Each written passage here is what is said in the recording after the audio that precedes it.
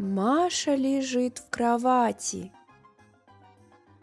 Сегодня она плохо себя чувствует. Она звонит начальнику. Алло, Антон Петрович, здравствуйте. Я сегодня не приду на работу. Я плохо себя чувствую. Доброе утро, Мария. Что случилось? У меня высокая температура и сильный кашель. Я пойду к врачу и возьму больничный на неделю. Маша идет в поликлинику. Она сидит в очереди около кабинета терапевта. Здравствуйте, Маша. На что вы жалуетесь? Здравствуйте. У меня болит голова, горло и очень заложен нос.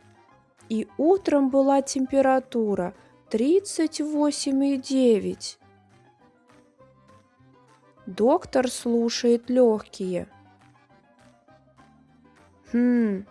Похоже на сильную инфекцию. Мне нужно понять, это вирус или бактерия. Для этого вам нужно сдать анализ крови. Это обязательно? Я боюсь иголок. Не бойтесь, это быстро. Вот направление на анализ, а пока вот ваш рецепт на лекарство.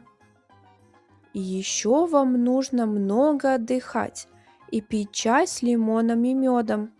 Я открыл вам больничный лист. Выздоравливайте. Спасибо, доктор. До свидания. Маша сдает анализ крови. По пути домой она заходит в аптеку. Здравствуйте. Мне нужно купить лекарство по рецепту. Добрый день.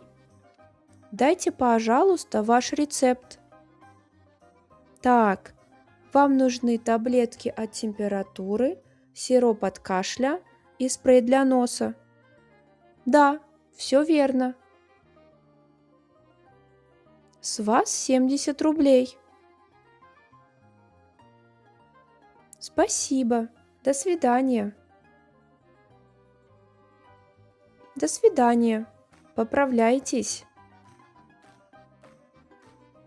Маша берет пакет с лекарствами и идет домой.